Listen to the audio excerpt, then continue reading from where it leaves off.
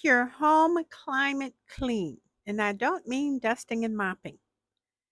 If your home climate that you raise your children in is contaminated with toxic behavior and even violence, then your children have been contaminated and damaged. It only takes a little.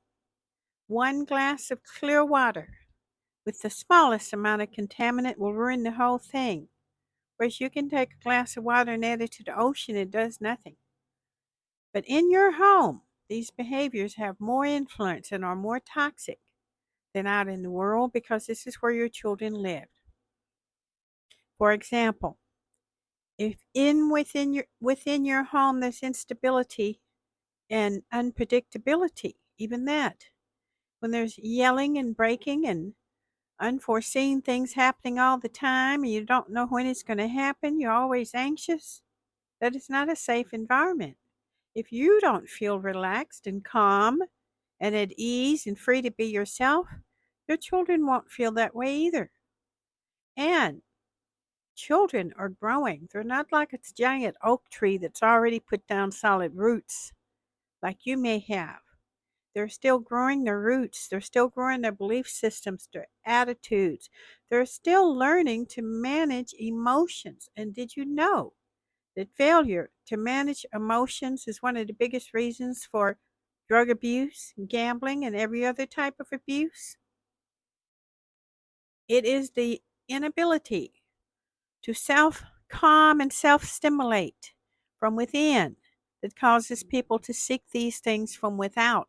And if children are raised within a home in which it's not safe to be themselves, just erupt in laughter sometimes, to be spontaneous, to be goofy, to be free. If the home does not have that factor, it is not a safe emotional and psychological home for the children or for you. And yes, you may think, well, this person, it can be a male or a female, and it may be the children's own parent. This person is the parent and has a right to be in their lives, and they do up to a point. But if you stay within the home with the person, you're exposing the children all the time. You're unable to teach them how to manage emotions because you have to keep guard on your own. You're unable to teach them how to be angry in a safe way. It's not safe to be angry around people who won't allow it. If you don't learn to express safe anger and express sadness, people find that other places. They express it and act it out in damaging pursuits and behaviors and addictions. They will find a way to get rid of those negative built up emotions, and it won't be good for them.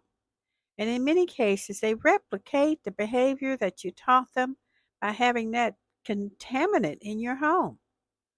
So if you already have a safe home, be careful who you bring into your house. Dating is treated as though it's a right, and it is within bounds, as long as you don't bring a bear into the house, a real one, and as long as you don't bring a contaminant around your children.